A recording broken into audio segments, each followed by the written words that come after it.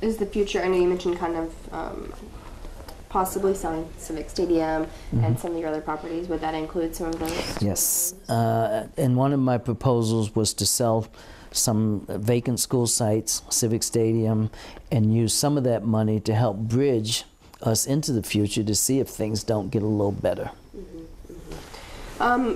Obviously, the reaction has been largely negative. Is it to the level that you expected it would be? I mean, you said it last night. You don't like these choices. Right. No one else does. Well, and actually, yeah, I expected a pretty significant reaction.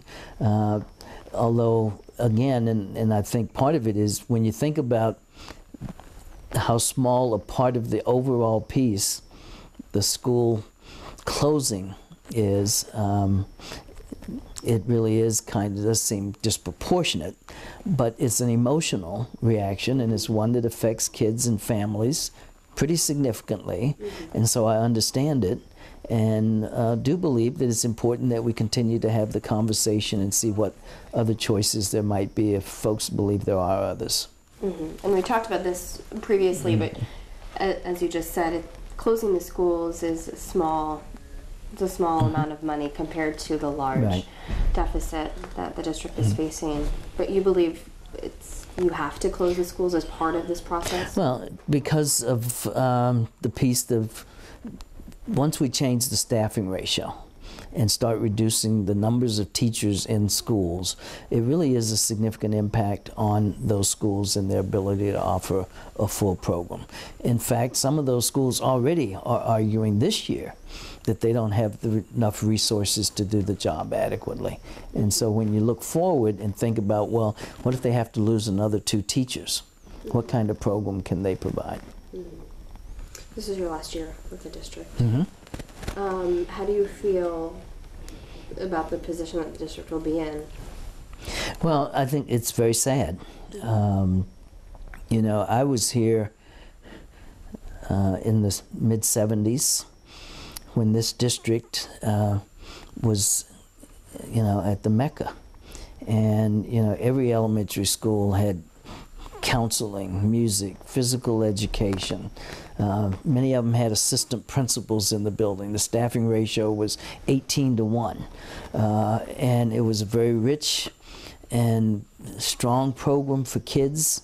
And I look at what it looked like then, and not only what it looks like now, but where it will conceivably be next year and the next few years ahead. And it is a sad picture when you think about what could be instead of what it looks like it will be. Do you think if, I mean, as you said, the schools had nearly every available resource back then, do you think if in the 80s and 90s, if they had, I mean, things changed, but if they had sort of not given everything and saved a little more, that the district wouldn't be in the position that it's in today? No, because part of this was the passage of Ballot Measure 5, which changed the way that funding occurs in this state. Back in those days, local voters could make the decision to fund schools at the level they wanted to. And this community supported its schools very generously.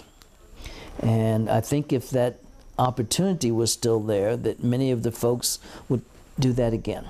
But then not only after Ballot Measure 5, then you had Ballot Measures 47 and 50, which restricted again how much money could go to schools. And then the piece that kind of was unanticipated was the Great Recession and the impact on that. I mean, how many times in the past has the state said to school districts, cut your budget by 10%, we're not sending you the money. So some of that, you know, would be nice, and we did for a while have a good size savings account, if you will, and that allowed us to cut a smaller portion when we had reductions that needed to be made. But we can't continue to live on that. We've been borrowing from our future. How much is left in that reserve? We think it'll be down to about 4% in the general fund reserve, and I've suggested that we take some of that to help us bridge We have some money in capital accounts from where we've sold some property, so we could use some of that.